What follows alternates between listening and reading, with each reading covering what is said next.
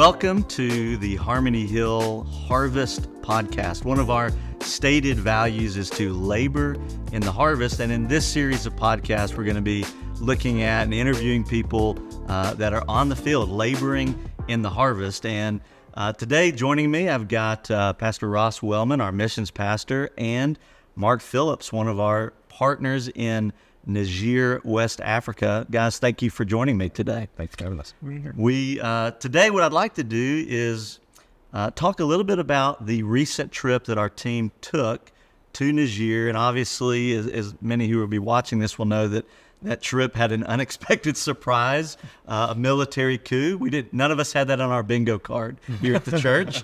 But just wanted to take some perspective to talk to each of you about your process and leading through that, and what you saw God do, and how you saw God working in our students and in our team, and then some follow-up questions. So with that, just for some background, that trip left, if I'm not mistaken, on July 21st. And so we left, or you guys left, it was Ross, who just not necessarily names, but describe the makeup of the team that left here. Yeah, so there are 3 adults, Dylan, who's our middle school associate, and then Tracy, who's our girls student associate, and myself, and then 9 other high school students, all, I think, at least juniors. There may have been a sophomore, but I think it's mostly juniors and seniors in high school. Okay.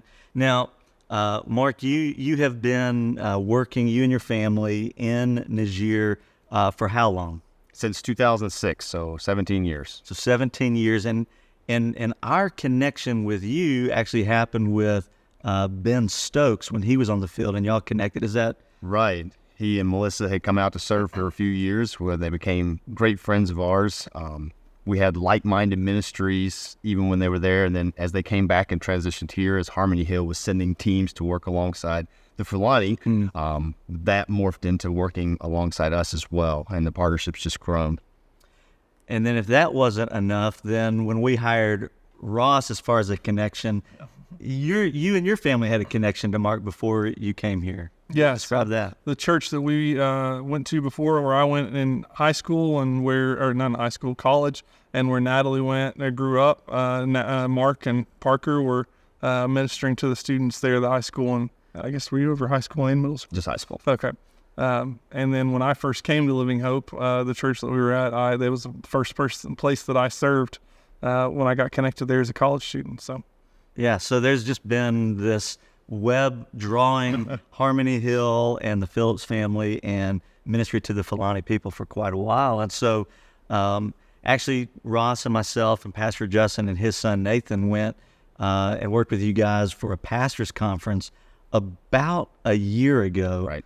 And so it was on that trip. Ross, talk us through what went into the thought of, hey, let's bring some youth and some students to Niger. How did that sort of germinate, and what was sort of the purpose of the trip? Yeah, so the purpose of the trip, right, was to give high school students a worldview that shows a unreached people group. So there are people in the world who will be born, live, and die and never have access to the gospel. And so they've gone on several trips. They've gone to Alaska. They went to Mexico. But this was a chance to broaden that view, to show them people groups and people and what it looks like to do church among places where the church has not gone, where the gospel has not been heard. And so that I'd done 2 trips. This was my third.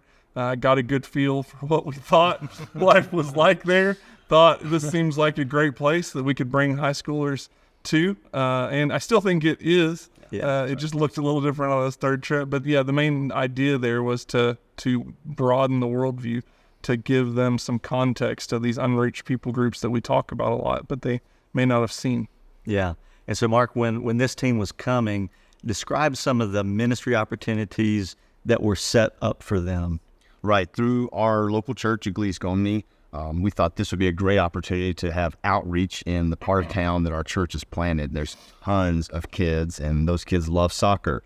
And we thought, what a great opportunity to reach out to them, to do a VBS-type activity where those kids could come, hear the gospel, play some games, and then also in the afternoons to organize a soccer tournament.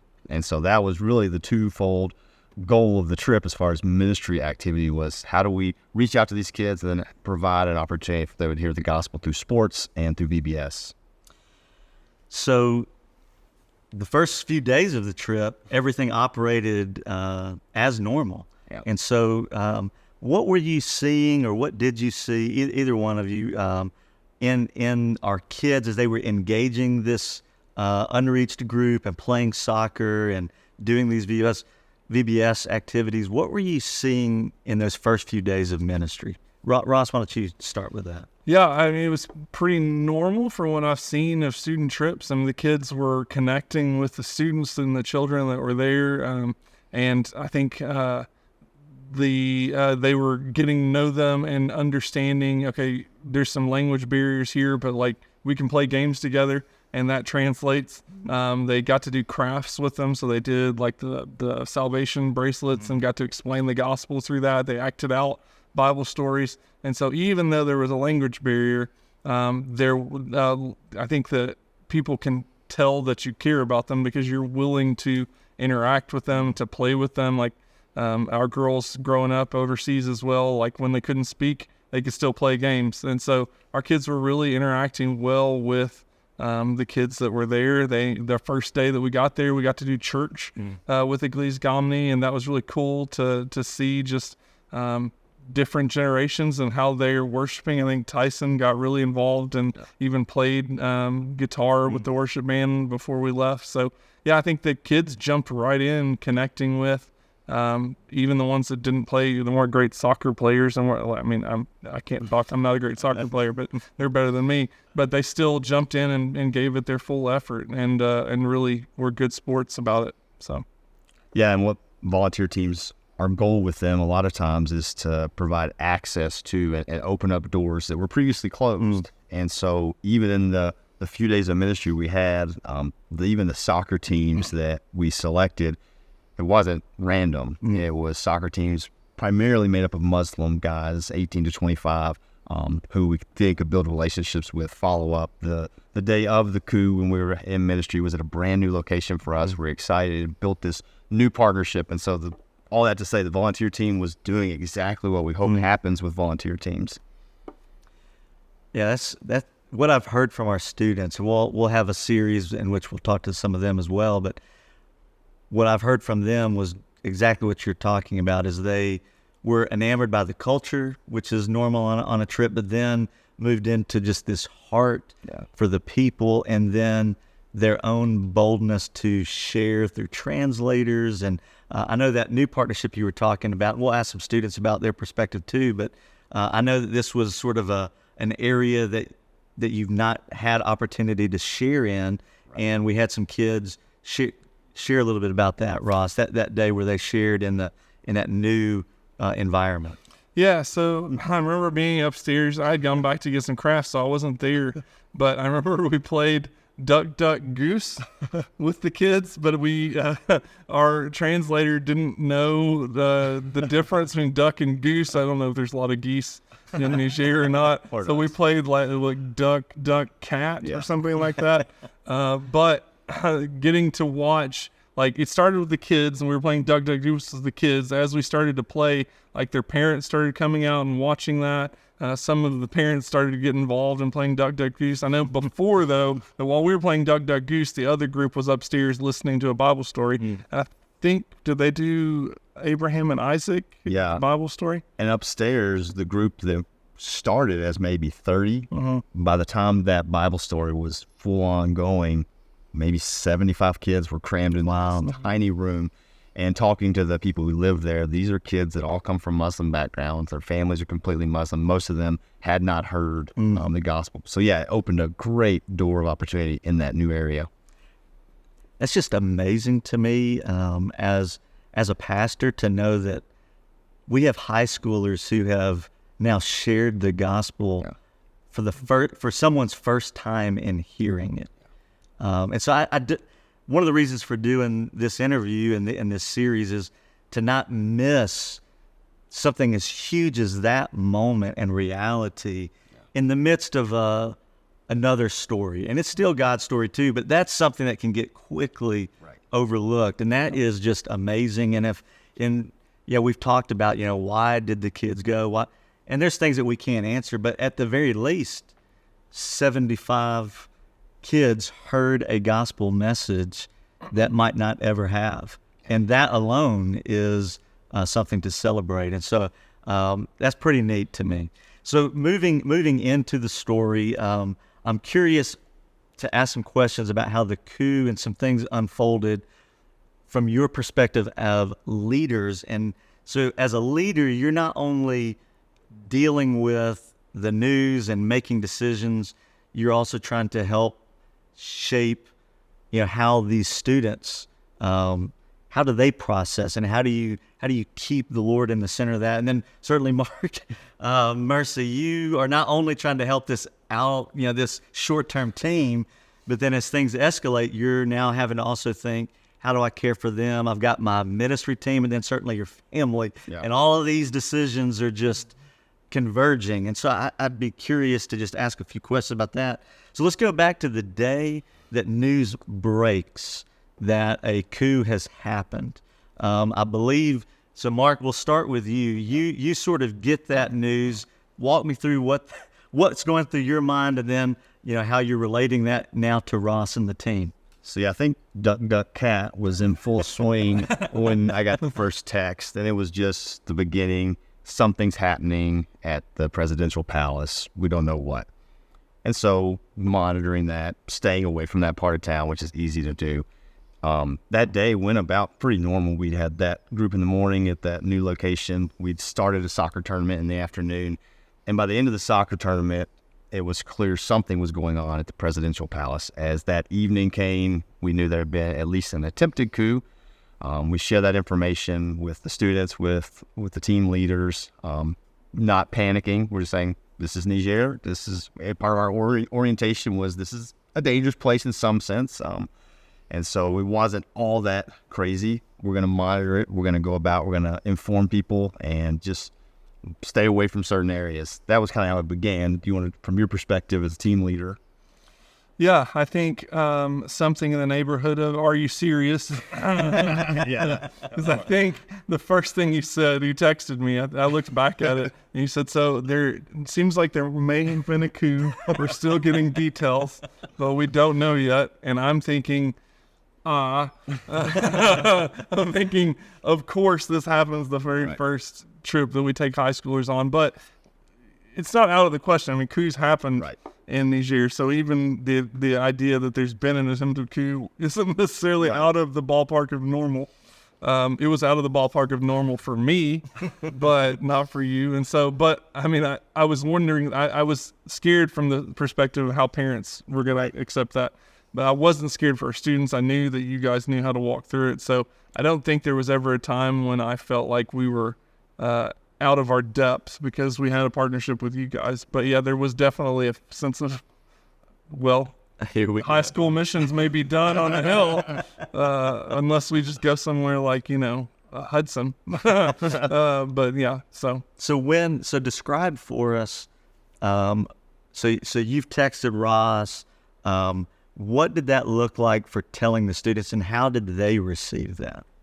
Like, how did you approach that as a leader of sharing that kind of news with the team? Yeah, so I'd never had to share news like that with them before, but so we just sat them down, and I think didn't we have you and Parker share, because from the perspective of this is something that happens, it's not something to be worried about. Remind me how that... Yeah, just exactly what you're saying, and here's our plan. It was not, we don't know what we're going to do now. It was, okay, here's what we're going to do. We're going to monitor this. We're going to avoid parts of town. We're going to listen to our partners who are on the ground. And that was our plan of attack. So I think that's where we left it that first night, our first type of information. Very good. In another series on this, we'll talk about how that landed with parents and that process. But for you guys, so the coup happens, and that's sort of known. You've communicated that to students. Their reaction was what? I don't. Most of them, all of them, took it like champs. There was sadness over some things they might miss. A couple of them were going off to college, and so time that they thought they were gonna get to spend with family and friends, and kind of wrapping things up as they went off to college. They probably weren't gonna get that. Yeah. There was at least one that was going to miss the first day of school, but there was no sadness there with that. But it was mainly just what does this mean for how much longer we're going to be here? Yeah. But there was never a sense in which any of our students were scared. I think I was talking to some of the parents the other night, and that sense of we pray for a peace that passes all understanding, that was just natural. None of us were thinking, well, I just feel peaceful in a way that's unnatural right now. It just was was the way things were. It wasn't because we didn't have outliers that we didn't know, but it was just a peace that we couldn't explain. And that kind of was there the whole time that we were there in country. So one of the things that people that are listening to this, they probably saw the majority of this story unfolding through the news, the various American news channels. What was life on the streets of Niger during the first few days of this coup? How would you describe that, Mark?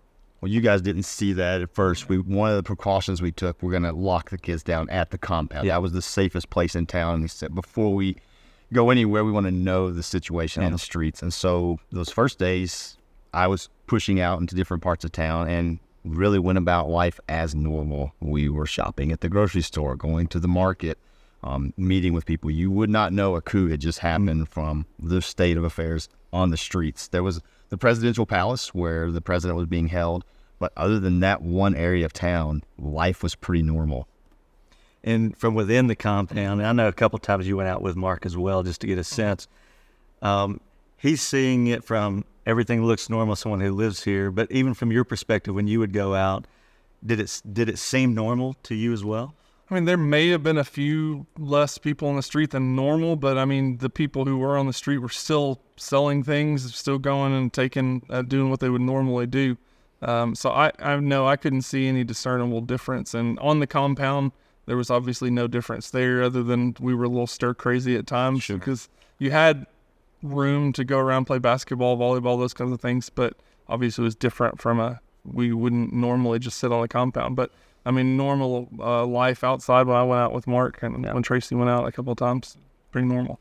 So tell me a little bit about, as you're leading these students in this early few days right after, they've had ministry, they're starting to really love the people, and I know it was their heart to it seems normal, why can't we just go out and do what we've been doing? But what were the things that you shifted to, that you began to occupy the day and shepherd one another? What were some of the things that you focused on? Ross, we'll start with you. Yeah, so, I mean, we played a lot of games at night, but generally during the day it was, we would check in with the students quite often just to see how are you really doing. We tried to do that one-on-one or one-on-two because there's some things you're not going to admit to in front of the whole group that you would one-on-one, but they really were doing really well. And then at night, we started working through the book of Philippians. We only got through the first chapter before we got out, but we worked through that just about 10, 12 verses at a time. And the kids were really great at unpacking that, of really understanding it on a depth that was really incredible to get to see some of the things that they were pulling from Scripture on their own. And so it really mirrored in a lot of ways what Paul was writing was what we were experiencing. And so, it was really cool to get to dig into the Word and have extra time to get to know each other. And it's still a bond that we have that we get when we get together that we have that we don't have maybe with other people that are same age but just haven't experienced that. Yeah.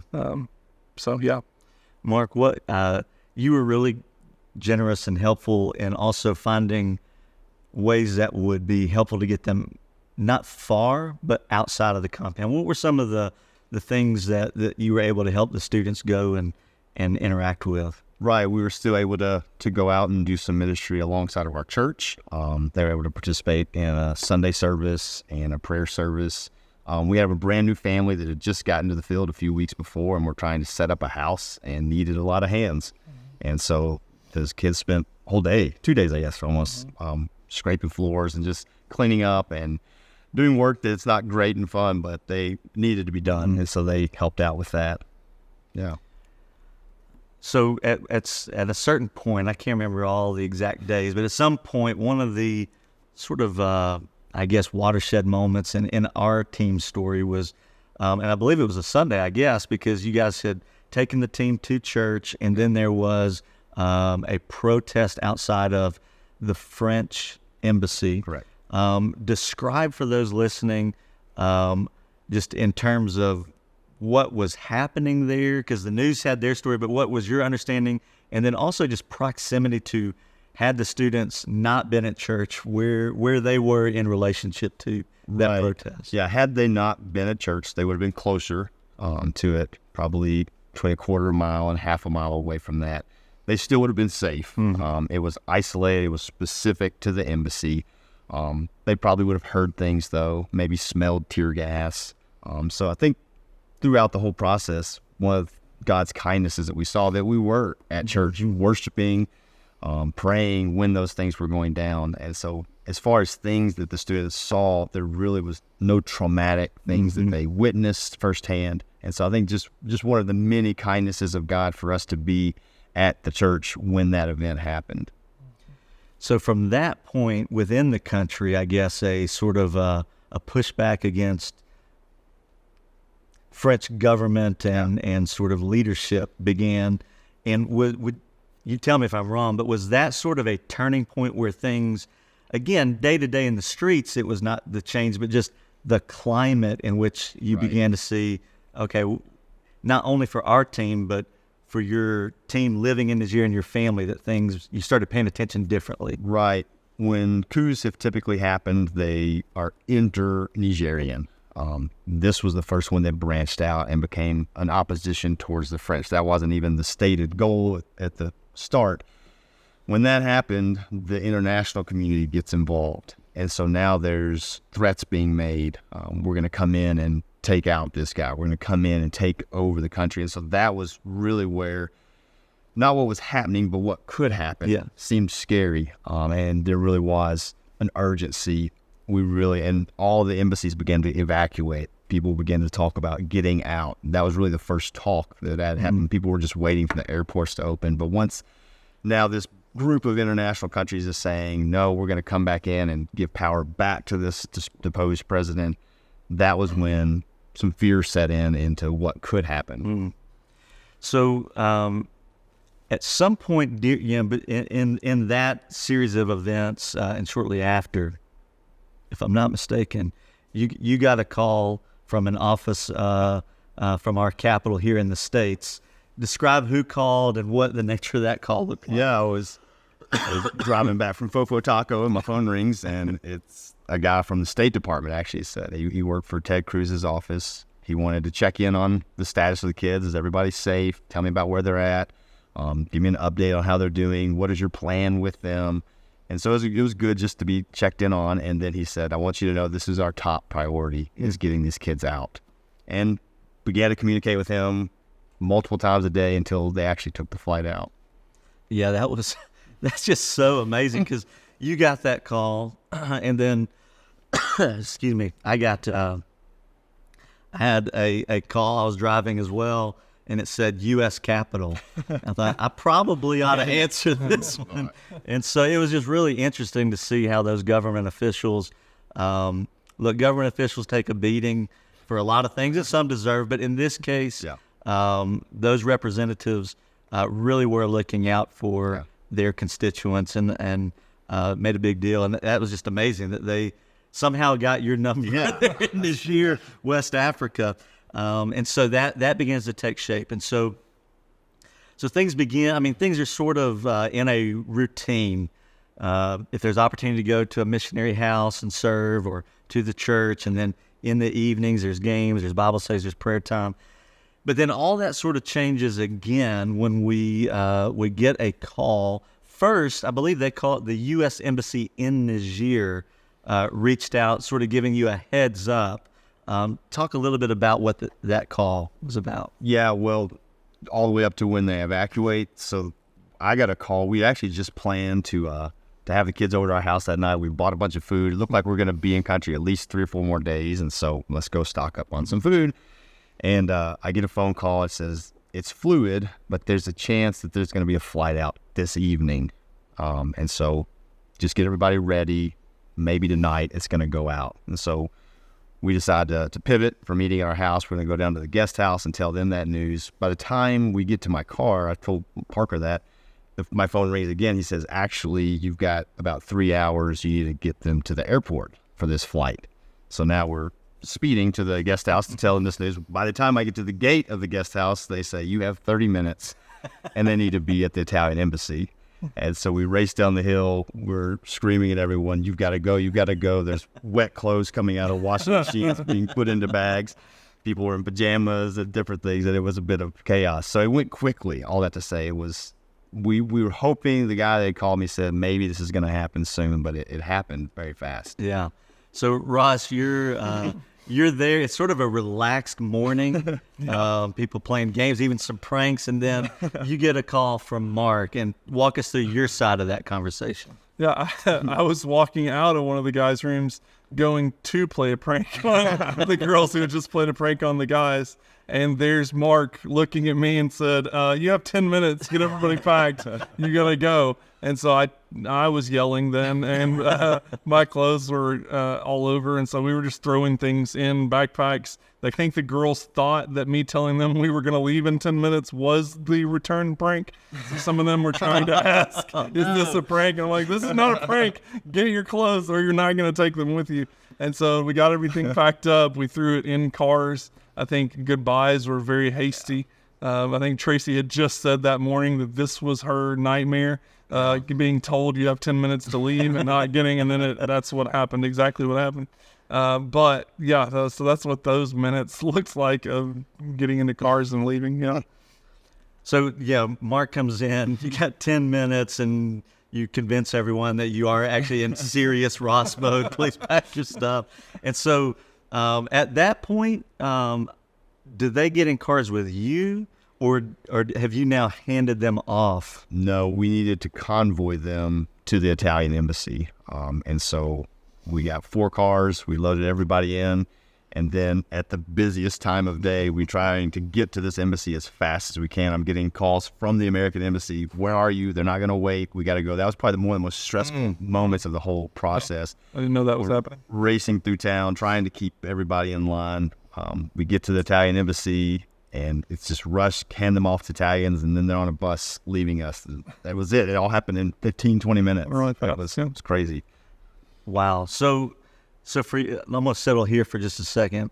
So for you, Mark, you've now been caring for this team, and then in a lightning flash have now handed them over to the Italian embassy's care. Yeah. What happens? I mean, how quickly do you as a leader then have to shift to, okay, there where I can't do anything else here.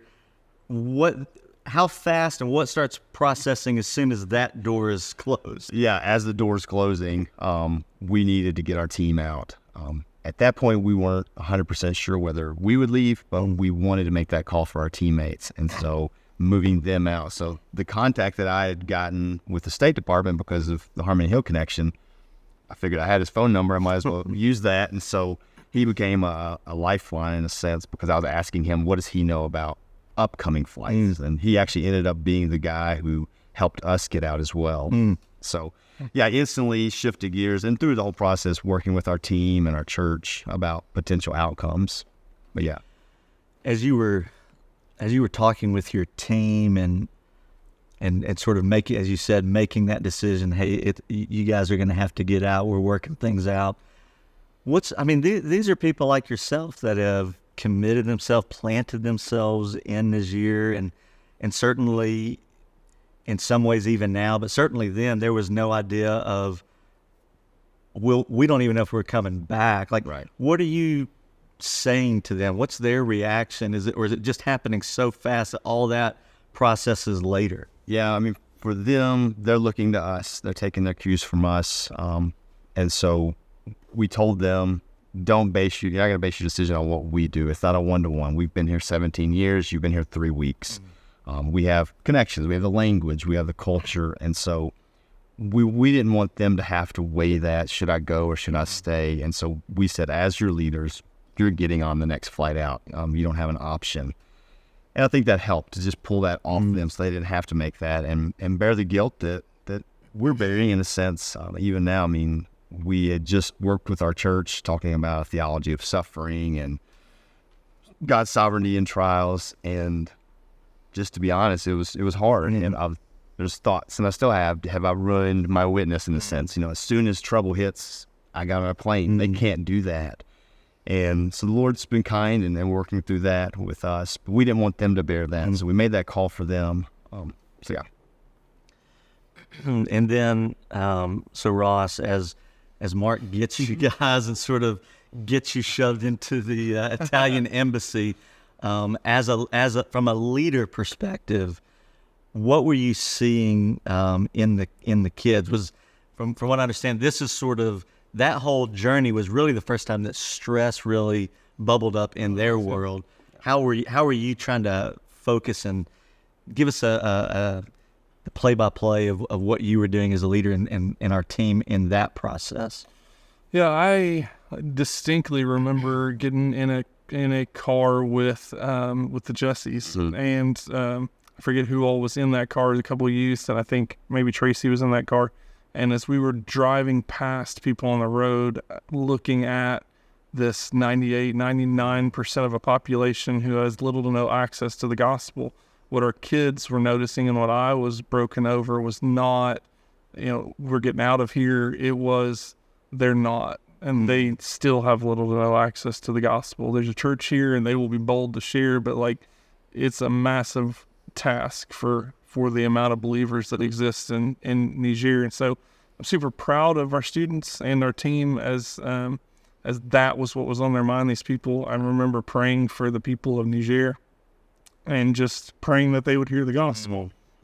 And then when we got on the bus, we even had a chance to share with the Italian military. The guy that was the head of the military police there said, "What are you doing here?" And we shared what we were doing there. And he said, "There are lots of places to go on mission trips. Next time, maybe not Niger."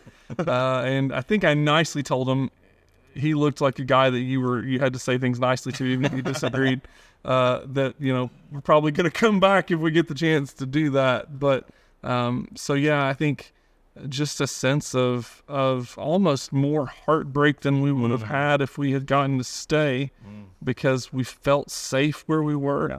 We were still getting to do ministry both in ourselves and with each other and outside the walls on several occasions. And so to know that we didn't know when that was going to be possible again, that was probably the only time that there was anything that seemed maybe dangerous, but it was also one of the most heartbreaking times that we had. You'd think it would be happiness and joy. It's not. It's just heartbreaking to know. We still don't know when are we going to be able to get back to these people that need to hear the gospel. So and that was the heart of all of our students, I think, as we did that. So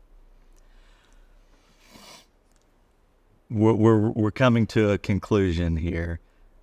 Any thoughts about? We'll start with you, Mark, but it'd be similar for you, Ross. Is an experience like this with a short-term team? How, if anything, does that impact your mindset of, Lord willing, hosting short-term teams in the future, and for you bringing teams, whether that's to Niger or wherever? But how has this experience as a leader shaped, if in any way, how that might go? And so, Mark, as you think about even hosting again, if the Lord opened that door. Well, you understand why you have contingency plans for moments like that. So you're glad that you thought about things like this before they happen. From our perspective, we've asked our churches, give us a few months to get back and get settled and make sure things are stable. But from our perspective, we'll be ready to return to hosting teams as churches send. So yeah, from our perspective, it's not changed all that drastically. It's a unique event that the timing of it, no one foresaw. There was no warning signs, and we'll continue to go forward. Okay. Ross? Yeah, it hasn't changed our willingness to go. Even with high schoolers, I think that there's still a need for high schoolers to see a world outside of themselves and the unreached, and to be a part of that. It's not the laboring in the harvest, especially among the unreached, is not limited to adults. It's not limited to men. It's not limited to people with a particular set of skills, to quote Liam Neeson. It's not. And so I think it has underlined the need to have strong partners that we can rely on, because I wouldn't have known what to do in a coup. I've never been in a coup. I wouldn't have known what to do specifically in West Africa. That's why we have partners that we do. We know what they're doing. We know that we agree with them theologically, but also we know in contingencies that they're going to be the ones that can walk alongside us with wisdom and discernment. And so as long as that is there, and as long as God is sovereign, which He always will be, even if we had a partner that wasn't, we know God is sovereign. We know that, and I said this when I preached a couple weeks ago at this point, but we were never more in danger than a sovereign God allowed, and people who were here in the States were never more safe than a sovereign God allowed. And so we know that doesn't change how we prepare our teams, what contingencies we have in place may change. Like we need to be wise and discerning in those things. But the fact that there are people in the world, 3.4 billion of which have never heard the gospel, means that we have to be willing to go to hard places because somebody has to. And so anyone that is willing and able to go, we'll take them. And so we're going to take our lead from our missionaries on the ground and our partners on the ground. But yeah, it hasn't changed my mindset of we have to go where the gospel has not yet gone. Amen. Gentlemen, thank you so much for participating in this podcast. And Mark, I just want to say on behalf of Harmony Hill, thank you to you and your family for hosting and taking on an extra level of leadership that was unplanned during that trip. But I will just say that truly, thank you. It was great confidence for those at home, particularly in our office building. Knowing that you were there, the network that you have, the knowledge that you have, was a great comfort that God was using you.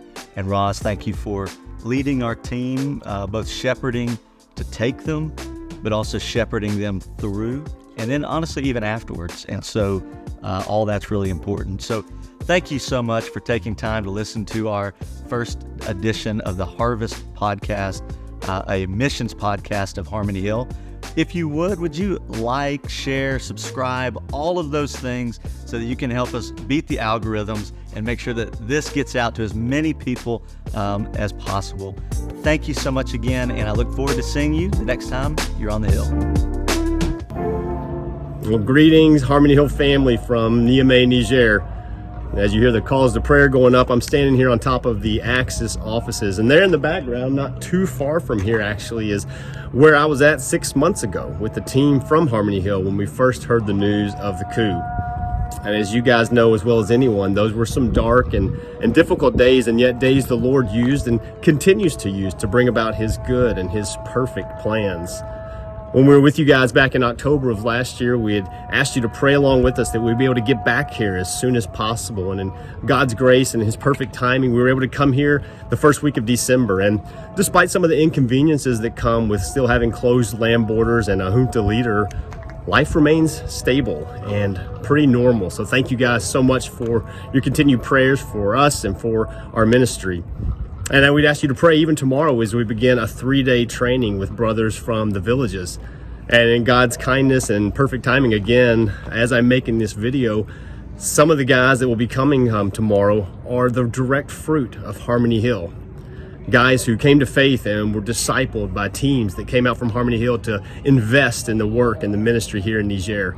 So thank you so much for years of faithful ministry, a continued partnership that we're excited to see how the Lord just keeps deepening. So thank you guys for your investment here. Thank you for your partnership in the gospel.